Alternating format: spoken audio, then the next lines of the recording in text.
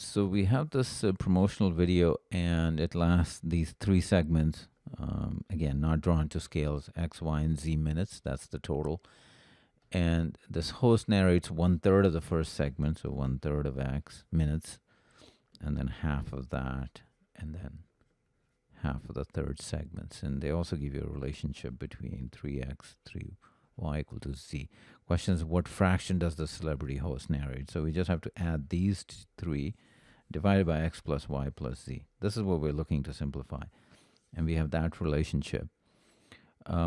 So we can replace X in terms of Z. That's 1/3 Z, and Y is also 1/3 Z. And that way we'll have everything in terms of Z. And then you'll see, because it's a ratio, will drop out. So I'm just replacing those. Z term stays the same. X is 1/3 Z. Y is 1/3 Z plus Z. So we have to simplify that. Now we can just factor out the Z. That will drop out. And then I'm going to multiply top and bottom by 3. So first term would be 1/3, half, because this 3 will drop out.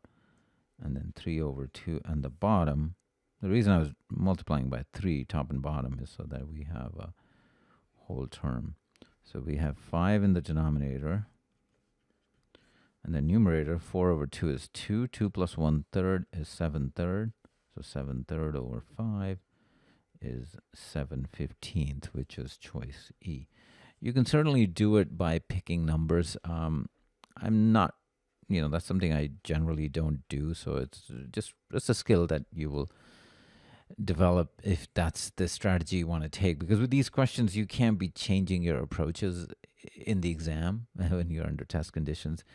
I generally will stick to my strengths, but let's say if we wanted to do it with numbers, we just have to be strategic about what to pick. So for example, you could pick, because we have fractions here, so I'm going to pick X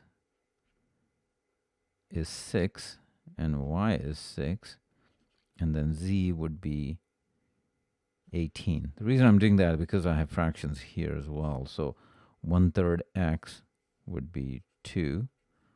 Half of Y would be 3, and then half of Z would be 9. And then denominator would be 6 plus 6 plus 18. Well, let's see if I get this right. So 14 in the numerator, 24, 30. Yeah, I guess not bad. So I would say just do this if you're comfortable, and that's how you generally approach these types of questions. It's just maybe because it's a skill set that you get better the more you pick numbers. And of course, it's not guaranteed that all questions can be done this way. Sometimes, it can get hard picking the right numbers. So I would say, choose a method that works best for you. But the answer is E.